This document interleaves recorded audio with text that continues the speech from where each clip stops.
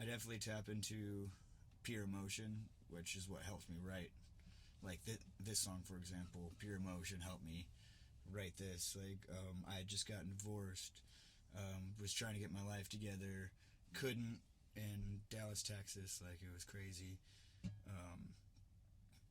Just couldn't get my ID, the job that I had, because I couldn't get it. They couldn't hire me. So I just like, my wife and I got into a fight, we divorced, and so I just was on the street of Deep Ellum, Texas, and just kind of gave up for a second, and I just wrote that song. I actually wrote 3 songs in the span of 2 days. Where you from, Charlie? Crazy Eyes. Memphis, Tennessee. Memphis, Tennessee. Oh, you okay, baby? You okay? And what's your doggy's name? Nyla. Nyla. Yeah, it means winter. I just wanna live.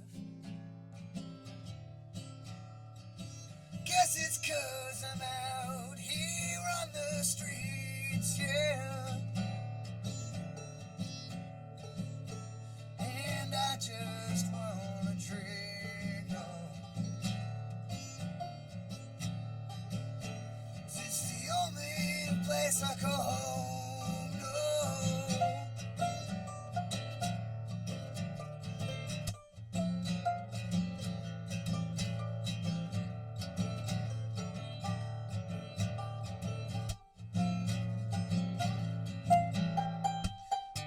I want to do exactly what you're doing, but in a bus.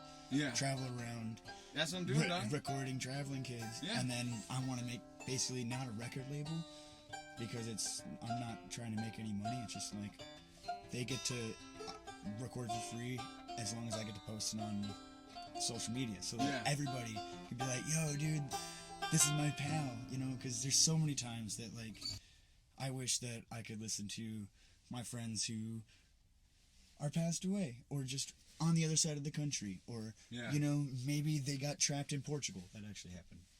Different story, but Yeah, we're chilling in Blueberry Lounge. We got Friday night open mic jam. What's your name, brother?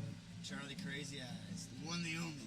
Charlie Crazy Eyes, the one, the only. And here in Arcata, Humboldt. We're gonna play some tunes, see how it goes. Walk around the plaza and met some friends, and we're gonna bring it to you. So hope you enjoy. Guess it's 'cause I'm out here on the streets, yeah. And I just wanna drink, no. 'Cause it's the only place I call home, no.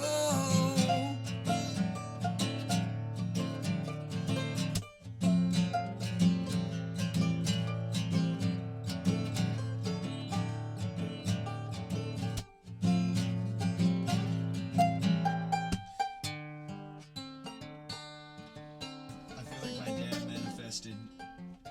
me manifest you in a way. Fuck yeah, how do you do that? He, like, just a couple days ago, he was like, hey, well, if you should try to, you know, find a buddy with a recording studio or something. Like, I really want some of your music so that I can, you know, put it over some videos I've been making, and I was manifesting just a ride in general. And bam, you showed up and you have a way to record stuff. So, Fuck yeah. dude, you want greens on that? I'm getting my stuff out. Oh, you had that fucking good ass weed too, didn't you? Yeah, I don't remember. That's just I not don't think I got good. his name, but it's $3 a gram.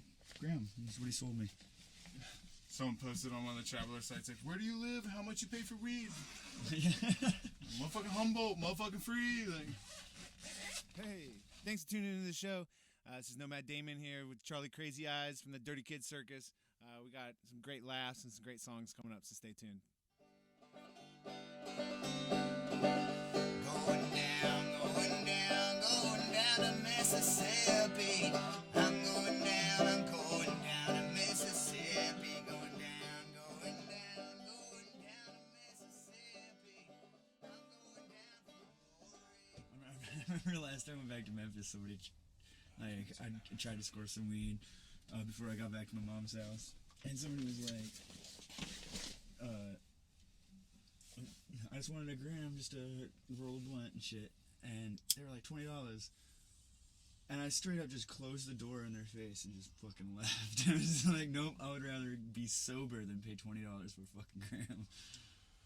Like, I can call a homie and just probably get like like way cheaper prices, but and just wait a week. Right. Shit, pay a little bit extra to get it. Well, Express shipping. it looks like we get cold drinks. That'd be okay. Well, this is still pretty cool.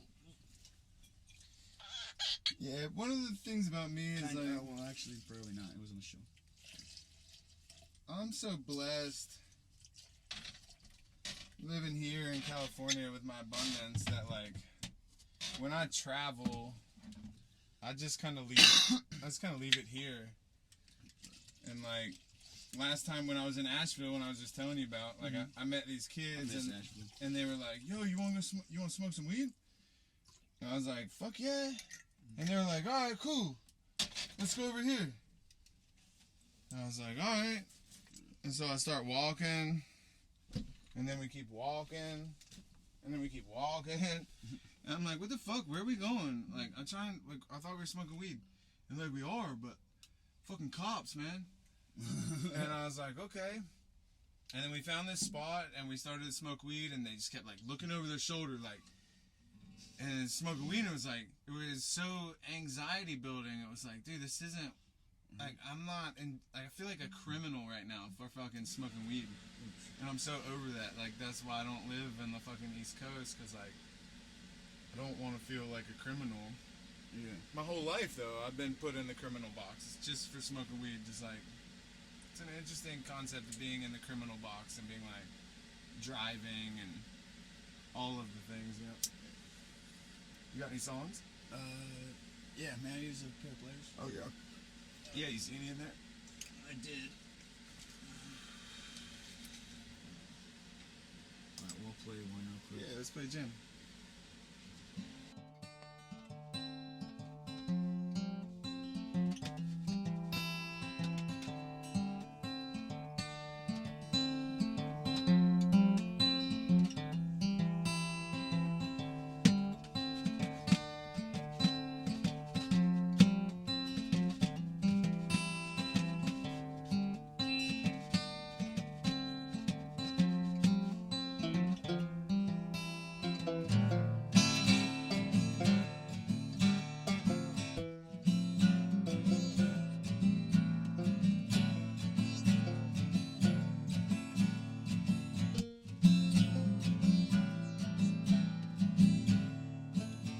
You left me all alone, so I guess I'll hit the road, yeah. It's the only thing I know.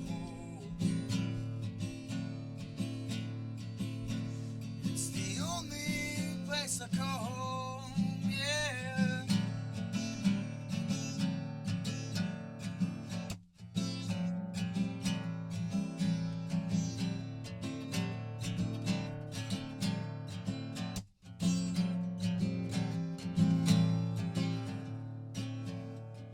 I just wanna live.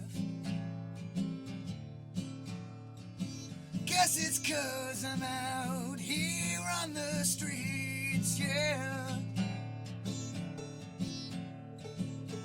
And I just wanna drink, no. 'Cause it's the only place I call home, no.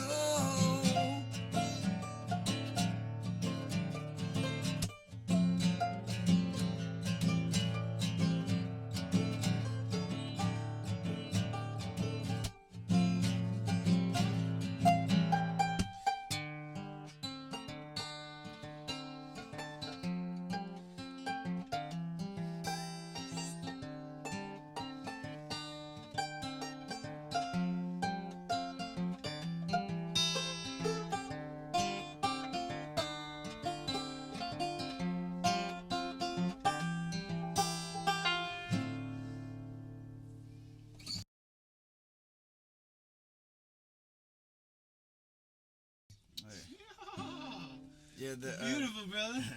Thank you. You are as well, bro. So, Nah, man, that was just like a fucking because actually, now that I think about it, you know, you fucking like went from 0 to 60 fucking beautifully, like. Thank you. That's kind of what I was kind of going for at the like. That's kind of how that's kind of what that's my style of music that I like to try to portray. May I ask you a question? So it's like, I have to kind of warm up. Like, is it a natural channel for you that you just dip into?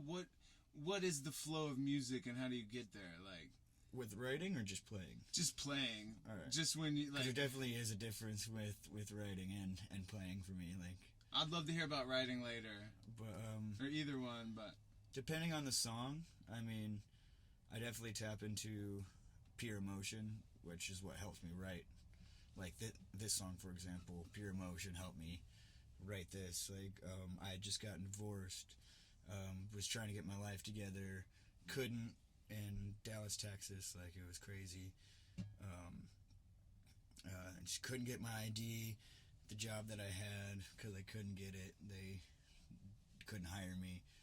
So I just like, my wife and I got into a fight, divorced, and so I just was on the street of Deep Ellum, Texas, and just kind of gave up for a second, and I just wrote that song. I actually wrote 3 songs in the span of 2 days. 3 songs. And it's funny, before I left, I played a gig and I invited her and her new boyfriend. Dude, this is all in like the span of a week, by the way. Like, she left me for somebody else, and she came to the show. I told her. And brought her new I boyfriend. Told her too, yeah. Well, I told her new boyfriend to come too. Like, they weren't yet together, but like, you knew. I knew it, but you know, as long as she's happy, it's all that matters. Good man. So, but I was really heartbroken. I played that song, and then there's another one. I don't know if I can remember it now, but yeah, basically the premise of the song is Johnny I'm never coming back. Like, it's literally just like, and I want to show. I don't remember. Show you. I want to show you that I ain't never coming back. And she fucking started crying, dude. It was weird, super weird. But I got 3 songs out of it. You know, that's an EP, right? Well, I have an issue with my voice and singing, and so for me,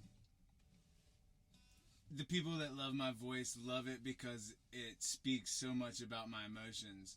Which, like, if I'm dull, just sounds like complete scaredness and bullshit, you know. But like,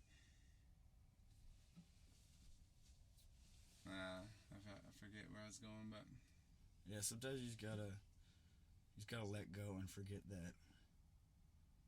Just forget that you have a physical body and let it belt. Just like try to go over your limits sometimes. Like, don't hurt yourself, but right. That's how I learned how to, you know, get like such a raspy voice when I really like, you know, like I can go, you know, like have like a song where it's singing and then just becomes like a metal scream all of a sudden. Right. Like all with it just gradually gets into it. And I did that by accident once, and it sounds awesome with folk punk. Well, and that, like, I've gone through a few breakups, and I've had some songs that have came from it, and like, it's like I have to record it right then, because I can get there after if I sing it for a little while. Like, I can get there to that pain that makes my voice raspy. That just like, you know, maybe it speaks to just like why we love some musicians, because we know they've experienced, I don't know, pain's a weird thing. I had a buddy that's like, he's pissed at my one friend. He made an album, 11 songs, and one of them was like, California. And he's just like, what's up with this like fucking happy song? Pissed off. Like, just like, if it, you know, if music's not sad, if it's not emotional, it's not good. Yeah. Well, I mean, happiness is emotion, so. Right, exactly. I mean, yeah, I think it's just in a hole, but. Yeah.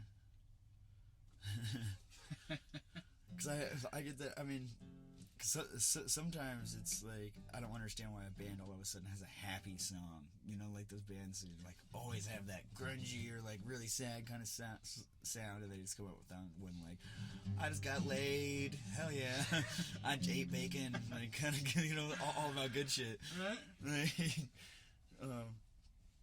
but that's fair. But it's like sometimes that's you do get laid and you do eat bacon. Exactly. So like last time I checked, getting laid and eating bacon is pretty fucking punk rock, right? So, like there's a song that I do a cover of. I don't know if you've ever heard of the band Psycho Stick, but they have a song where they're this comedic metal band, but then they have one acoustic song, and I learned it, and it's literal just gibberish, but I like to sing it with like a folk punk kind of. And I'll play a little bit before I go out for a cigarette. But these are the same chords to No Role Models by J. Cole too.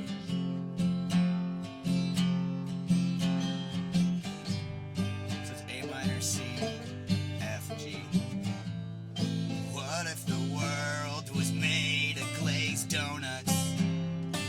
You would be like, dude, that's fucking sweet. The world is made out of glazed donuts. What? I love that. Oh man, I haven't sang that in forever. Wait,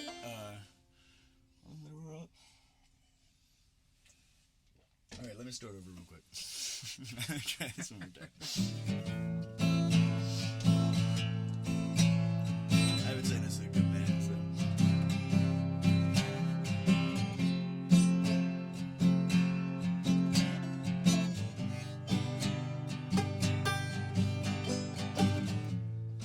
What if the world was made of glazed donuts? You would be like, dude, that's fucking sweet. The whole wide world is made out of glazed donuts.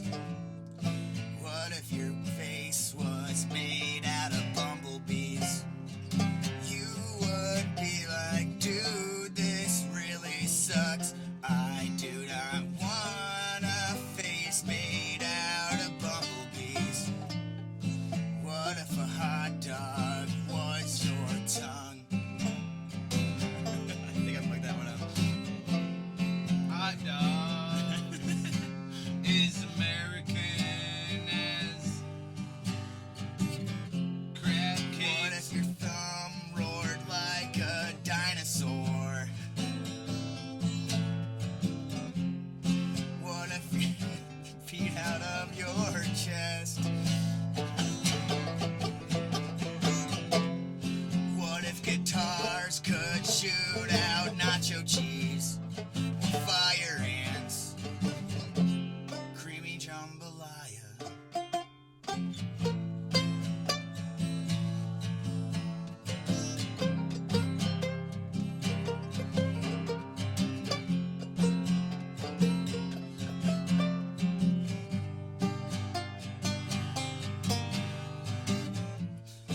What if your dad was made out of rainbows? You would be like, OMG, that's lame. I want a dad made out of ninja robots. What if the world was made out of donuts? Say the other world. You would be like, what?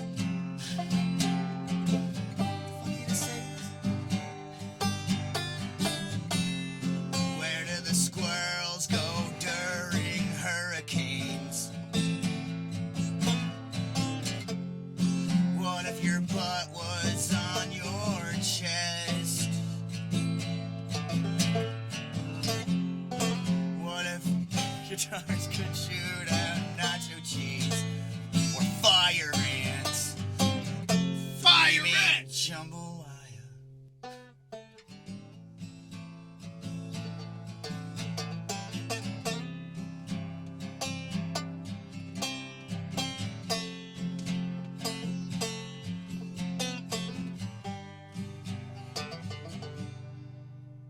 For real though, where do squirrels go during hurricanes? It's a real fucking question that I've had ever since I've heard of that song. Like, what the... Like, do they just hang on to the trees really fucking tight? Like, they're fucking waving in the wind They like have a flag? holes. They got their holes. Do they dig holes? They have Or, I mean... holes in trees and well, there's ground squirrels. So, squirrels my fucking jam, dog. Dude, alright. I'm a squirrel. I did not see, like, what I call ground squirrels. Like a groundhog and a squirrel mix until I went to fucking Crescent City. And that was crazy. Big silver ones. The ones by the... Yeah. Well, Those marmots. These ones were the little brown ones, but they lived in the rocks. So, did they have big tails? Yeah, like... Okay. But they looked like a giant chipmunk or a groundhog. Yeah, fuck yeah. It was like a weird mix. I don't know. Yeah, there's ground squirrels, there's tree squirrels, and then they have these big marmots out here, too. Which are like... groundhogs. They live in, like, the rocks, though. Like... Squirrel hogs. Squirrel's my spirit animal. Hell yeah. My ground animal. I think I'm a bear. Or a the- goat. You have an air, water... I have an air, water, and ground. I'm not sure, but I definitely... I don't know about fire. I guess I don't know if that makes sense. But... I definitely, when I go into certain experiences, I definitely see like two different animals at the least. So, well, like a goat and a bear is usually the ones guiding me through if anything. Like when an animal guides me, anyways. Well, yeah, we'll take a little fucking Jimmy Jam. Please give money to our sponsors. Our sponsors are Walmart. Yeah. Shop fresh. Wait. Okay. This is what I need to do. My stage name is Matt Damon. Matt Damon. Hi, I'm Matt Damon. Hey, we have another Travel Sound Recording Studio. No, I can't do that because that's too fucking with like disability people. Is it? If I continue it. Oh, okay. I thought If it was I say, more of a- hi, I'm Matt Damon. I saw it as more of like a Team America reference. That's what I'm going for. But I can't continue it. Like, hey, how you doing? We're here in Traveling Sounds from the Blueberry Lounge. This is Matt Damon. Matt Damon. I don't know. I was just thinking like... America. Well, and I'm learning about branding and hashtags. And so half the point of a hashtag is to make it non-familiar enough so if they type it in, you're the only one. Word. Start your own thing. And then hopefully that thing will become like, so I'm doing like traveling sounds. Okay. And so hopefully you will, when you take videos of yourself travel, you'll be like traveling sounds. And you'll adopt it. All right, I'll use it. Okay, sure. I'll get it started. And so that's like and it's like, but you want to have specific enough to you, but then transferable to other people, so people are like, "Hey, it's me," and do your fucking hashtag follows on. Yeah, but like then mine is Dirty Kid Circus. Okay, yeah, it's relatable to Dirty Kids, but also it's my literal. That's my literal like thing. Right, right. So that if I type in Dirty Kid Circus, I'm gonna get your posts usually only right now. Or maybe a few extras, know? Yeah, but that's a theory that people could be like, I'm in the Dirty Kid Circus. And like, boom. And then they start to be like, oh, this is Dirty Kid Circus material. Yeah. And so they start, I don't know, I've been reading like a bunch about like how to market online and do like shit like that. Okay. Dude, I would love to get some pointers because I want to do like a podcast thing like as well, but like once I start my actual kind of circus / entertainment thing, because I want to do exactly what you're doing, but in a bus. Yeah. Travel around. That's what I'm doing, dog. Recording traveling kids. Yeah. And then I want to make basically not a record label, because I'm not trying to make any money. It's just like they get to record for free as long as I get to post it on social media so that everybody could be like, yo, dude, this is my pal, you know, because there's so many times that, like, I wish that I could listen to my friends who are passed away or just on the other side of the country or, you know, maybe they got trapped in Portugal. That actually happened. Different story. But, like, I wish I could hear their music. And I can't because it has been recorded. Right. But if there's people like us recording all these kids, and if we have an outlet that everybody can find, then people can be like, they can look up their friends, because friends and family. Because really, honestly, I can't say that any of my traveling quote unquote friends are friends. They're all family to me. Like, nice. I just met you, and you're family to me. Right. Like, doesn't matter if I know that you're a traveler. Doesn't matter if I know your name or not. I'm gonna stick up for you to a certain extent. No, that's... I'm gonna make sure you don't get murdered, and I might ask some questions, but I'm gonna, you know, I got your back. No, that's something I hope to explore and hear the expression from, because I think that's the thing that people don't understand. And it's like, how could you do this? Why would you do this? Why don't you just get into the sit? Just do it. Like, why are you? And it's just like, I come from a good family. Same here. I lived on farms and shit. Yeah, you know? and like, I still have never felt the unconditional love as I have from on the road. Mm-hmm. And of course, we could debate like value of worth, but you know, like, I'm not negating my family, my history at all, but especially people that didn't have my family. Yeah.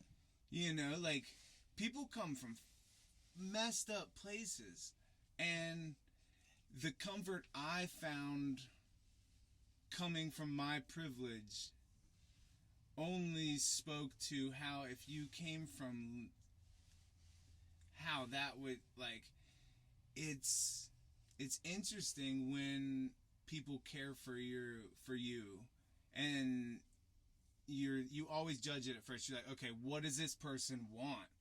Are they trying to rob me? Like, the first time someone's just nice to you for no reason, like, completely, like, hey, come stay at my house. Hey, what do you? Oh, just grab your bag. It's cool. Jump in my car. Are you hungry? Let me get you food. Like, and you're just like, and then, you know, it's like, and you be nice to other people, and especially depending on where you travel to, they're like, it freaks people out if you're just nice to them for no reason. Mm-hmm. What do you want?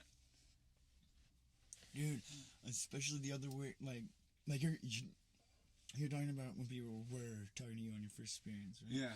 Like, some yuppies, it's the opposite. Like, when you're just nice to them for no fucking reason. That's what I'm saying, yeah. And then they're like, oh, sorry, I don't have any money. It's like, I don't want money. I just wanted to tell you that your hair looks awesome. Right. Like, just giving people random compliments, it freaks them out. They're just like, what, you didn't want anything? You just wanted to make me smile? Like, what the? They they don't know what to fucking think. And a lot of times they'll actually go in and pull out money, and even though you said that you didn't want money. Right. They're just like, oh, well, here. Like, and that's we were in San Diego, and I played music all day, and I made $1. Mm. People just do not tip people down there. They have such a sour taste of travelers. No, in San Diego. Oh, I thought you said, okay. And I might have. I messed up. But, like, it was in San Diego. It should be, and, like, people, and, like, this dude took a picture of me, put me on YouTube on this local channel, and, like, I got, like, 1,000 views. These people came down and started kicking me money from they're like, either way, that's not the reality of the story. The reality of the story is, like, jamming, people have a facade that they see. So we took that $1 I made, and I tried to give it to everybody. and I egged them on. I walked up, I'm like, excuse me, hey, excuse me, would you like $1? And by that point, they were like, no, I don't have any money. I don't have any money. Ugh. Oh my god. And then they would, like, stop, and they'd be like, and they would look back, and I'd be like, yeah. Oh my god. And legitimately, we did that for hours. Who were you with? I've met some random Banjo dude. And, like, we had the best day. I'm literally telling you, like, our music was it was gorgeous. Yeah. And we made $1 all day. But granted, I made like $100 every day in Ocean Beach because people would walk up and give me weed.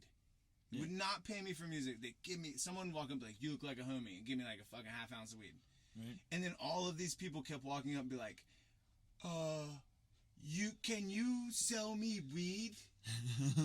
And I was like, because they don't have dispensaries in San Diego. Yeah. And I had a tie-dye on.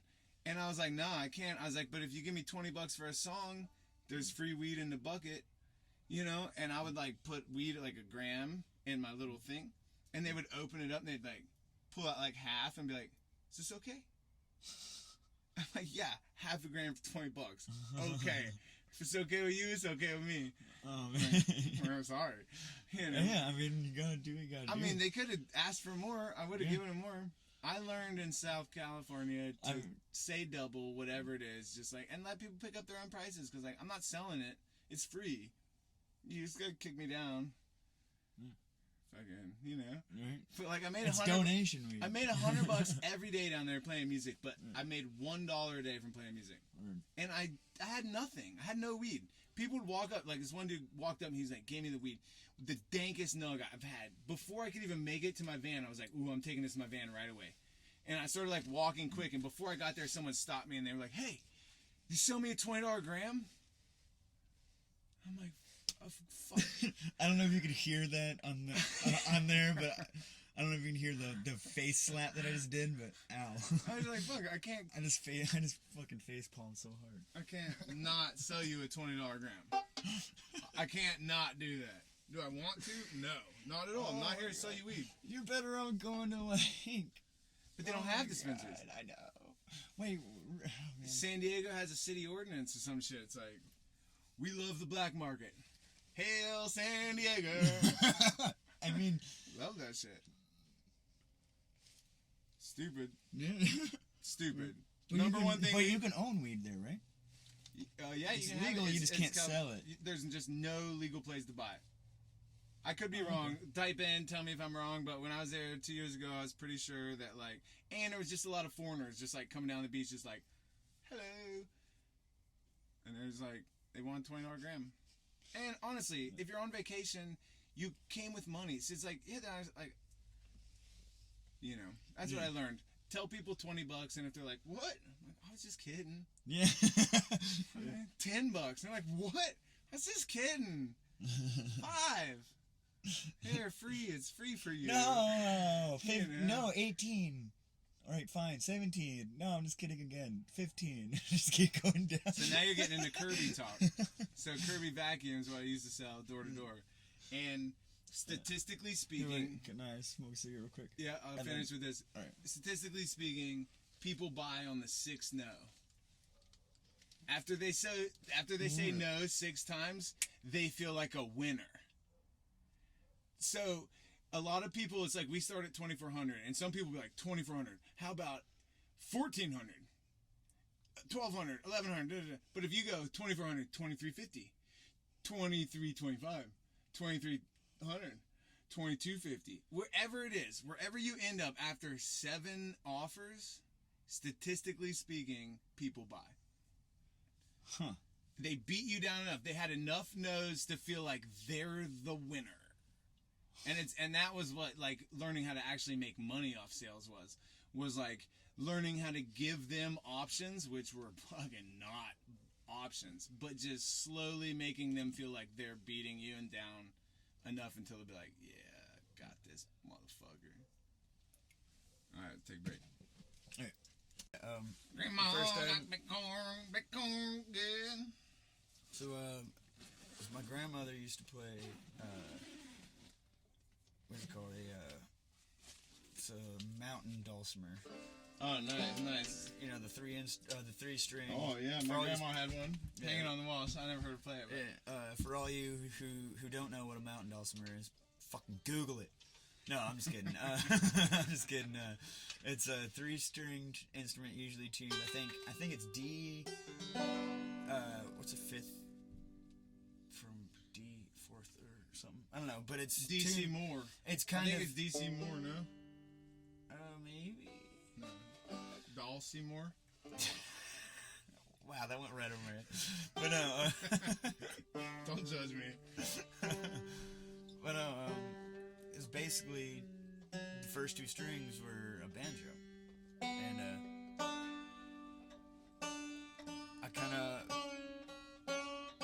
I used to pick it up and I would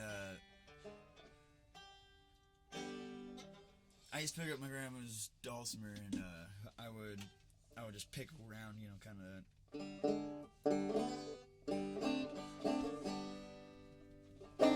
Well, actually, at the time it would be. Damn it! Wait.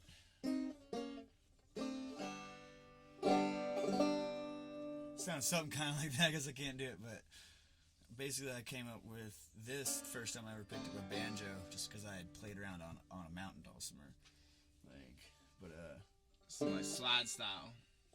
yeah. Let's But, hear it.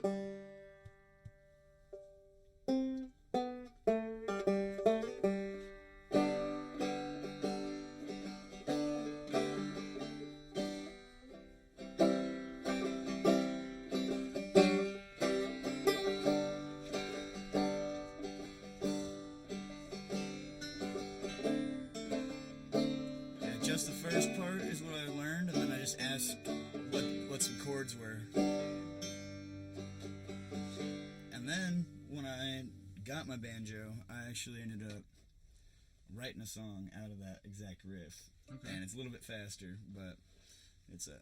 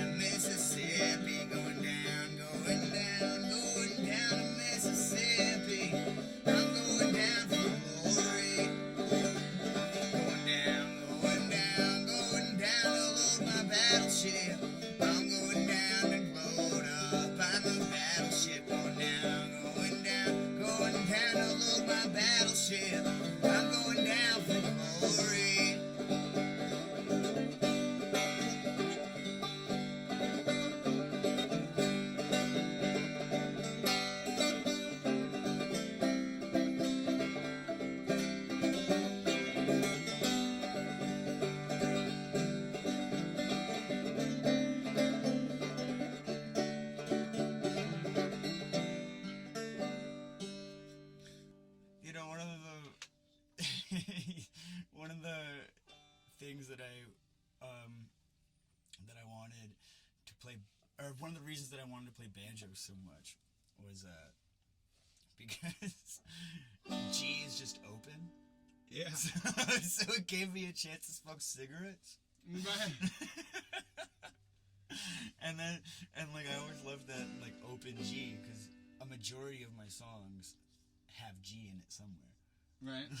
Like it's just such a staple to almost every single music. Yeah. G is in everything. People are always like, "Oh, banjo, that must be hard."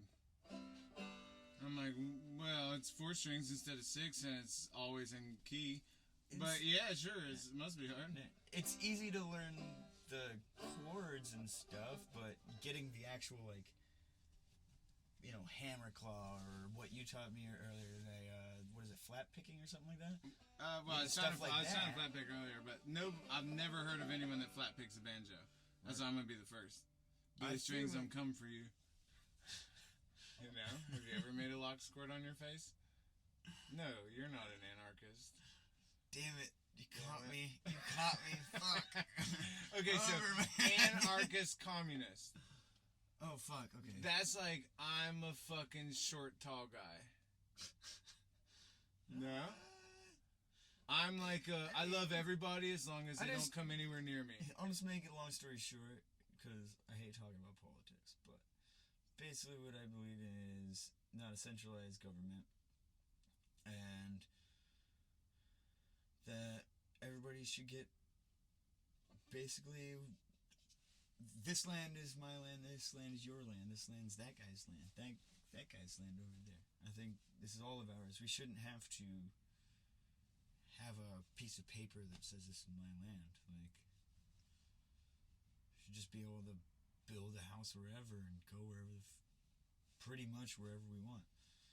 If somebody wants to build a fence and say, hey, don't come in here, you should be able to do that. If you want to defend your land, you should be able to do that. And basically, I just believe that basically the way that the Native Americans had it, that's the simplest way that I could have it. Close to it anyways, where we had tribes, but yeah. I don't know. Yeah, it's so... I'm bad at communicating politics, so sorry. Well, it's not the politics I look for, it's the emotion behind it, because I try to find the deepest dichotomy of where human socialization splits from one another. Because, like, people are born and then we become different. And, like, one of the biggest ones is, like, some people think people are born worthless and that they corrupt the system. And so that's the whole thing of, like, we can't have welfare because people would just abuse it. Nobody actually wants to contribute. Everyone's looking for a way out. Like, babies are born just trying to take advantage of their parents. We have to leave them in rooms while they cry to teach them that, like, life's tough and, like, I'm not always going to be here for you and, like, you better learn now. And, like, or there's this atmosphere where, like, we believe in children as being, like, open and being, like, happy and, like, wanting to engage. And every child I've ever worked with wants to engage completely unless I blow it. I can blow an engagement where they're just over it. But it's like, they just want it. They want that engagement. And it's like, yeah, I forget where I was going, but yeah, I totally agree with that. I feel like kids are always trying to socialize because that's what we are. We are a social species, like dogs. Like, it's who we are. And if you deprive any animal, even if it's from happiness to sadness, when they're angry, if you deprive any animal of social interaction with any emotion over a extended period of time, they're going to start developing very weird traits. I have, like, no memory capacity, I justify it by saying that, like, you probably only have so many amps, and so it's like you could probably, like, use a splitter to choose where those go, and some of them go to, like, memory, and some of them go to experience, to your sensory organs, and some of them go to your memory. Well, okay, good. Jam, what's the song? What you got? But yeah, I was just saying that, like, you know, it's like, you have enough energy in your brain to run things, and you can either run on experience mode, which is like high sensory level, or you can run on memory load, which is probably a lower sensory level, but a deeper, like, cognitive experience of the integration aspects of it. And so, like, we should definitely have both. Like, I think, you know, you need, like, to be honest, I probably fuck up because you probably need like 20% experience, 80% cognitive, like, integration. But maybe you only need 80%. How do you mean integration to what? So Integration into... integration is the understanding of your experience. So it's what's completely missed on most, like, like, do you consider yourself a psychonaut? Well, integration, the definition of integration is... Well, I can't say the exact word definition, but I thought integration is like, you know, where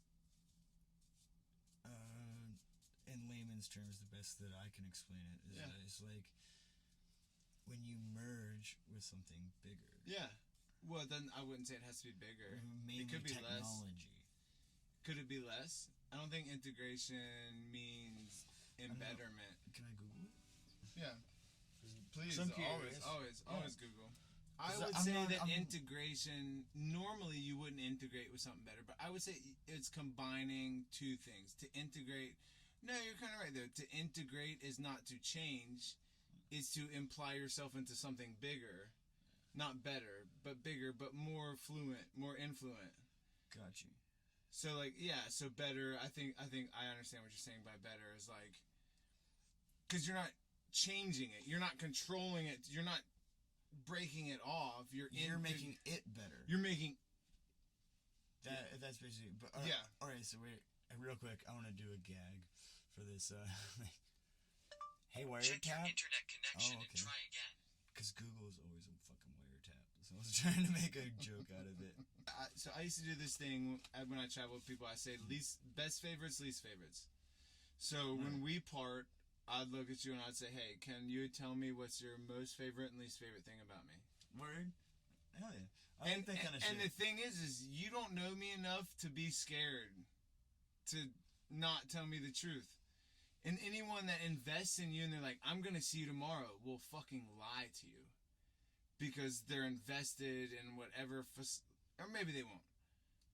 But, like, random people's experience of you is very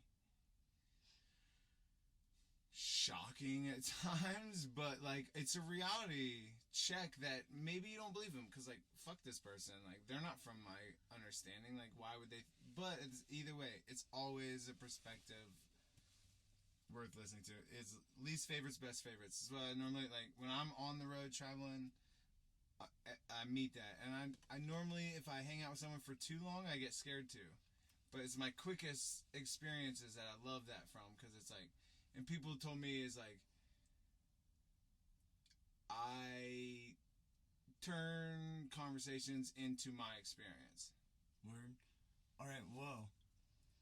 So you're talking about most favorites, least favorites. Yeah. All right. Well, can I change it real quick? Let's do it. Can we start a new thing where most people you bring on?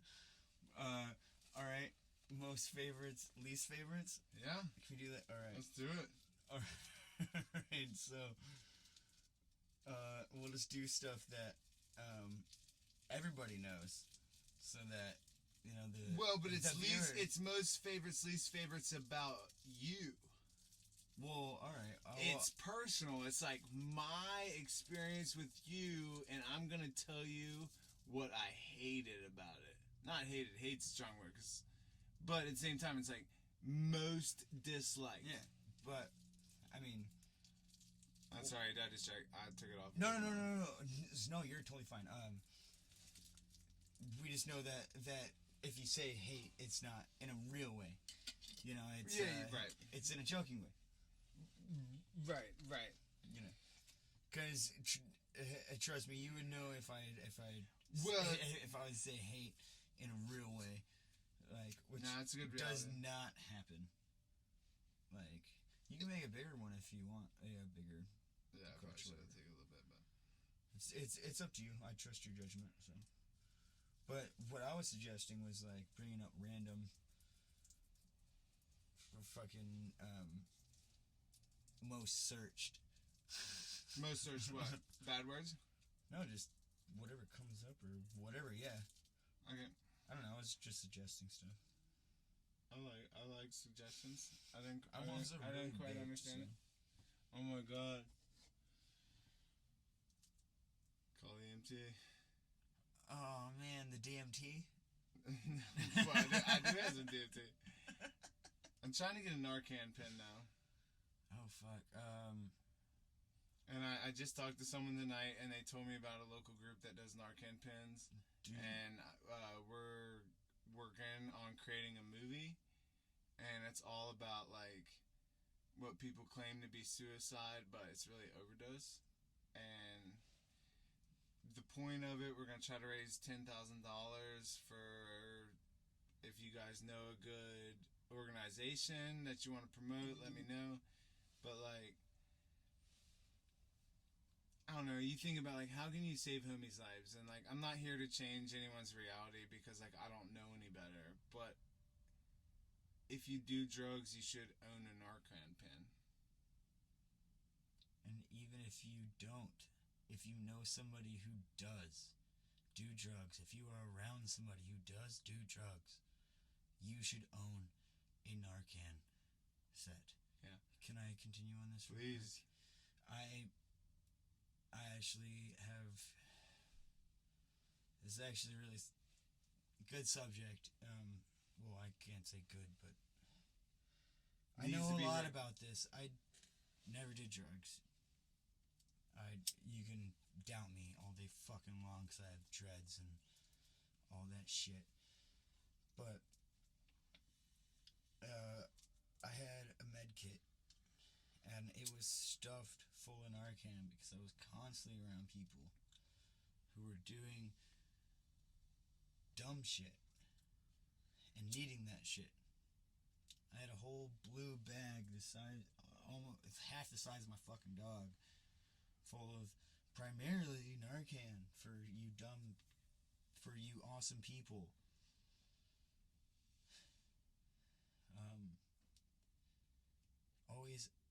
Always carry it around, even if you don't do it, because somebody does and will need it, and it will save their lives.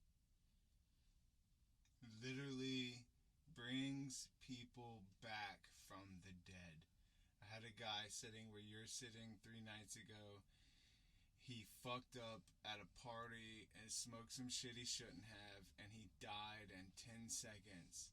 And they saw him when he hit it. They were like, oh, that's way too much. And he died. And it took 5 Narcan pens to bring him back to life. And he's alive today. And a lot of what you said to me is so real from someone who's speaking from the emotional experience of wanting to strangle themselves for not strangling another person before they did that to themselves. Like, there's so much emotion in it, but I don't want the shame. I just want the reality that if you're doing drugs and you have drugs in your house, there are local organizations, and I'm going to list a few at the bottom for Humboldt, and if you, wherever you're at, please list some. But I learned tonight about free Narcan pens. They cost $90 at Rite Aid. And they're free if you know your local avenues. And am learning that I would never do fentanyl, but fentanyl is a reality, and I have done drugs that have fentanyl in it, and I've tried to stay awake knowing that I might die, and I made it through the night. Either way, we're gonna make a movie. We're pushing some energy. Maybe cut some of this out, but yeah, it's a reality. I would really like to hear what you guys have to say. So this movie we're working on is called The Festival, and it's a story about all of our energies that we all possess and the whole ride up to it. And it's, it's going to be a story told by the traveler that experiences the musician, the dancer, the artist, all the wookery that goes on, the musicians, and the reality is that not all of us make it, and that these times are real tough. So please stay tuned for some of that, and let us know. The goal of it's to get 100 names and raise $100 for each name. We're gonna try to raise $10,000. So if you have a community that you believe in that's doing the right work in your local area, please let us know, because this is grassroots. And we're in Humboldt. I know some things, but anywhere in the world that's doing the right thing, $10,000 could do a lot, even if it's not in America. Especially. Hey, thank you guys so much for following and liking on my podcast so far. This is Nomad Damon.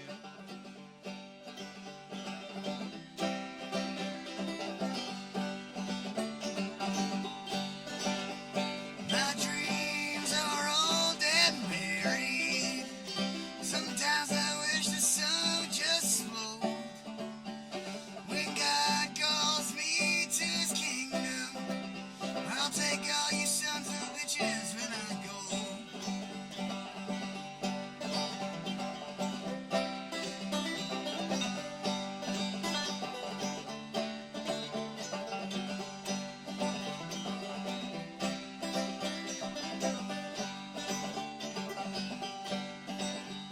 My oldest was born albino. My youngest was covered in hair. My middle one claims he's a homosexual. And all the rest are gone. I don't know where. And I don't care. I don't care. I don't care. I don't care.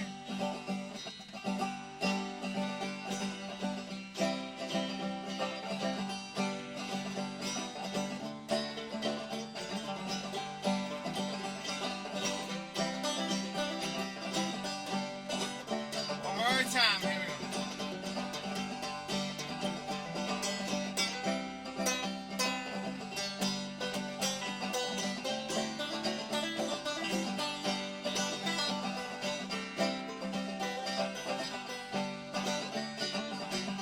It'll be better next time. No, you go. I just went. It'll be better next time. Oh no, alright. Shit. I was gonna do the chorus again, but that was the end of the song anyways, though. I want to free. That was a Squid I want Billy to freestyle. song. Freestyle on top of it. It was Alright, good. freestyle. That's some GCGD right there. Alright. I got that tattoo across my penis. Alright. Alright.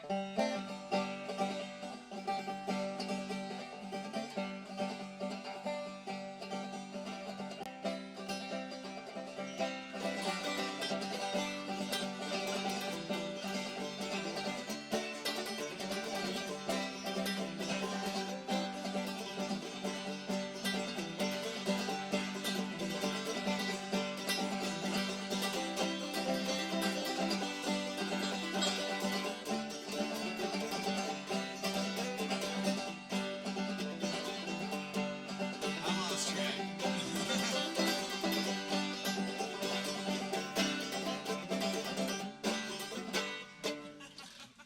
Dang it. I got distracted by your fingers. Your freaking thumb. You have a one and a thumb. Your your thumb is not on the heartbeat. It's I can't play with it with my normal strumming. I have to claw hammer. I feel like. And my favorite thing. It's always been about the banjo is every single person I've ever played with plays it differently. And as I always say, my mama told me just play with it till it feels good. Yeah. Mom was just like, here, good luck. Yeah, it's like you get the banjo. It's like there's no right way or wrong way to play it. It's just like, oh, do it. I'm gonna have a good time. Yeah, because my father was a pianist, organist, whatever. A pianist? Yeah, a pianist.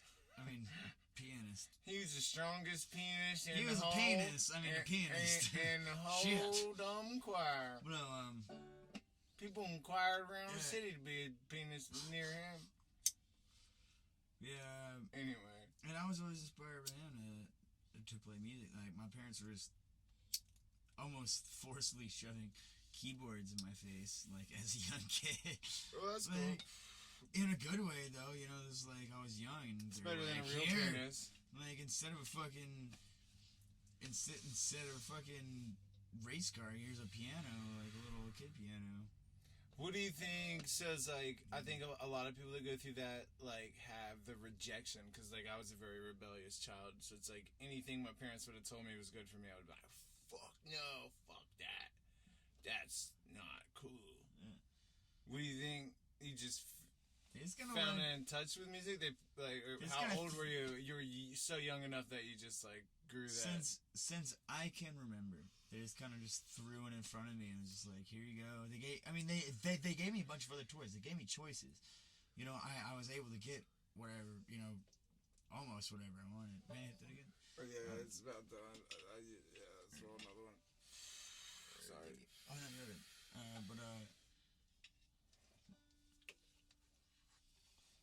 But they always gave me that choice of music, and I always saw my dad kind of tinkering when he had the chance to, like, my dad worked a lot, like,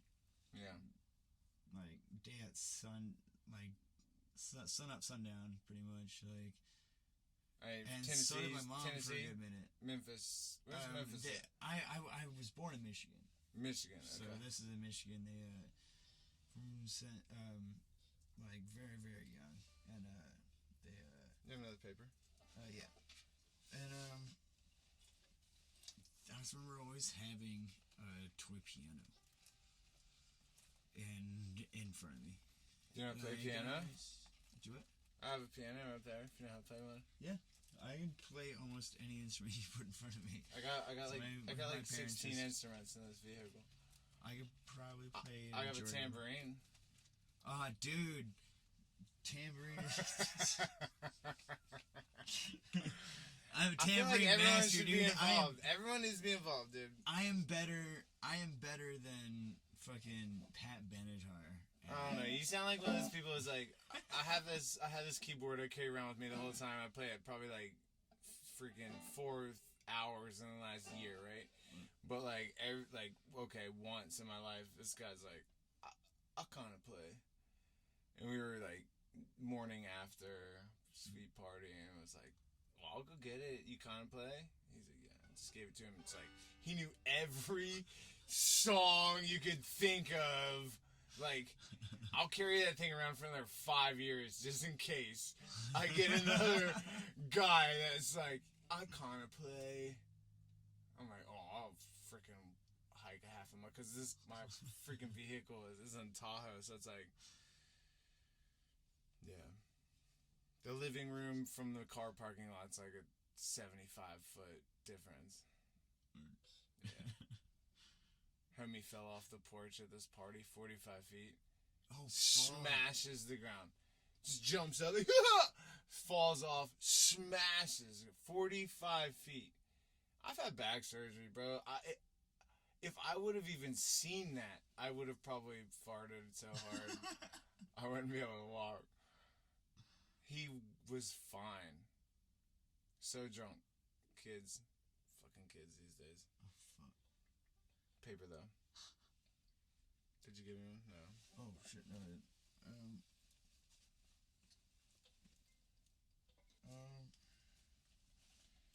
Did you see hand them to me? Did I fucking... Oh, you did. I fucking... Dude, yeah, I'm sorry. So, what time is it? So that says 1:43, but that's, Oh, wait. I think my phone's still on. Where am I? that's AM... Oh, no, that's PM in Vietnam. So that means it's 10:43 here. Yeah. Is there a store close by? Yeah. No. Well, yeah, I mean, Safeway. What do you consider close? I'm down for a walk. Word. Cause I would like another beer. Is the whiskey's all gone? He kind of like stumbles into the bar, kind of like faster than normal, and he comes in, and all he says is, "Dude, I don't know what happened. This guy just followed me here, and he won't shut up." And he goes in and sits next to me. I'm like, "What?" And he's like, "Just go smoke a cigarette here," and he hands me a fucking spirit. So I walk out. This guy is holding a 2-gallon. It's a 2-gallon. Oh, no, it's a 1-gallon fucking gas tank. A gas gallon. And he's just like talking to people with it. Just not making any fucking sense. just talking to people, and people are just super friendly in Hamilton. So they're just kind of just egging, just talking with him, kind of egging him on at the same time. Well, he gets some beers and leaves, and he leaves this random gas can that he had. And so I'm curious, and I'm like, does it actually have anything in it? Because he was asking people for gas, but never explained why, and never got gas. And so he left it there, and I smelled it, and there was no residue. It was brand new. Like, it basically just had the tag on it, like, just ripped off. So I had this idea to fill it with liquor. And start drinking it. Needless to say, the cops did not fucking like that in the next town. The cops did not like that. They're like, "You're endangering yourself." I'm like, "It's liquor." And they're like, "Yeah, I know." They didn't know at first, but they pretended like they knew.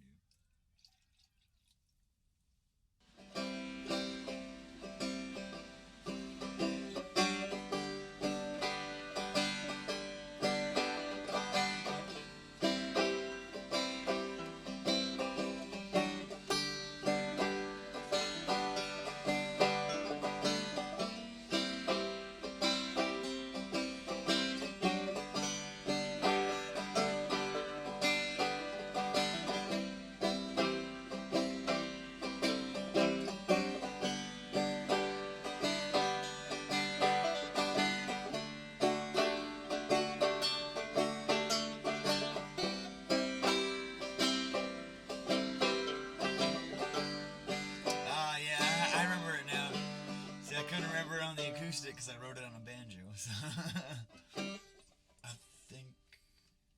Alright, and one more thing to see if I can remember the lyrics. If not, I'll just fucking make it up.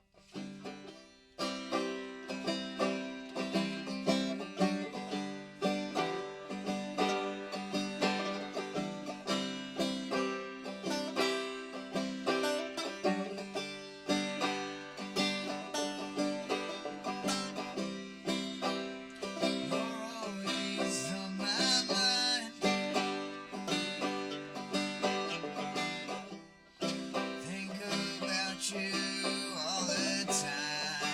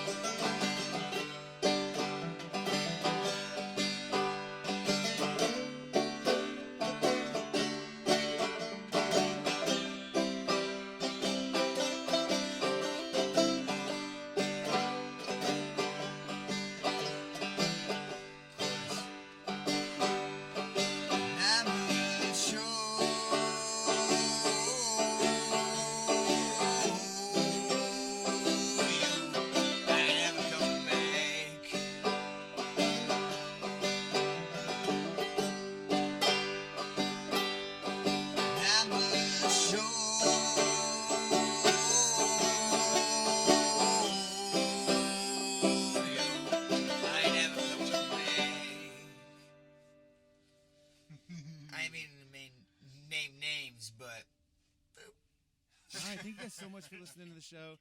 This has been amazing. I love creating these. I hope you guys are loving listening to them.